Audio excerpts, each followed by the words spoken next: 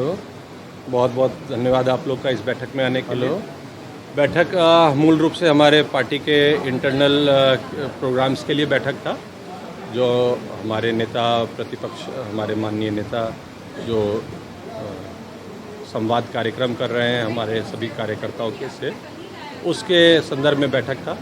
चर्चाएं और भी बिंदुओं पे हुई है, जैसे स्मार्ट मीटर नहीं, वो स्मार्ट चीटर है, जो हमारे नेता ने ये बात कही है और ये गरीबों के दिल की बात है। उस पर भी चर्चा हुई है। चर्चाएं विभिन्न मुद्दों पे हुई हैं। मेरे उपचुनाव के संबंध में भी विमर्श हुआ है और बहुत गर्मजोशी से सभी टीम मेंबर्स का साथ मिल रहा है और एक वैशाली एक बड़े अच्छे रुख की तरफ बढ़ रही है।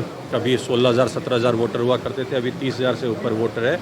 ये दिखाता है कि वैशाली में एक नयापन है, वैशाली में एक जोश है। स्नातक चुनाव की तैयारी कैसे चल रही है? किस तरह से सर बड़े बड़े पार्टियों के दिग्गज नेता लोग खड़े हो रहे हैं, कैसे बहुत अच्छी बात है। बड़े बड़े पार्टियों के दिग्गज नेता से क्या तात्पर्य है आपका, मैं नहीं समझ पाया। खैर, तिरहुत उपचुनाव चल रहा है और उसके संदर्भ में ही मैंने बताया कि वैशाली में एक गर्मजोशी है।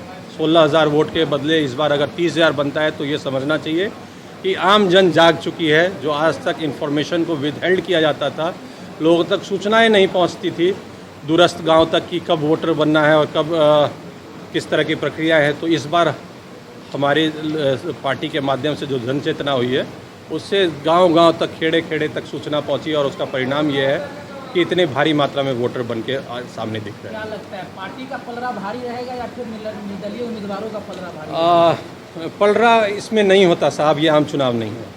ये एक विचारधारा की चुनाव है और एक ये चुनाव नॉर्मल चुनाव से अलग होता है। ये बिहेव भी अलग करता है, इसके वोटर का माइंडसेट भी अलग होता है। तो ये पार्टी और निर्दलीय की तो इसमें बात ही नहीं है। ये उसकी बात है जो जिसके हक के लिए लड़ेगा। राष्ट्रीय जनता दल हमेशा गरीबों के हक के लिए लड़ता है और इस बार भी हमारी पार्टी ने उन लोगों की लड़ाई लड़ी जिनको आज तक वोटर नहीं बनने दिया गया। कई वर्षों से कहीं ना कहीं जदयू जो है सत्ता पर काबिज है, क्या लगता है इस बार जो होगा चेंजिंग होगा क्या? साहब, सत्ता किसी की बपौती नहीं। मैं एक लाइन में सिर्फ नहीं कहना चाहूँगा। 22 वर्षों से यहाँ पे किन्हीं का कब्जा है और उन्होंने भी अपनी प्रत्याशी उतारी है, क्या लगता है उनका मुकाबला कर पाएंगे आप? स्वयंभू हो सकते हैं, लोग स्वयं को स्वयंभू समझ सकते हैं, ये उनका अपना निज सोच है। और जहाँ तक रही बात प्रत्याशी की, तो लोकतंत्र है, सबको उतारने का मतलब अपना अपना उतर सकते हैं, बिल्कुल क्यों नहीं उतार सकते। उतरे, अच्छी बात है, कम से कम पता तो चले।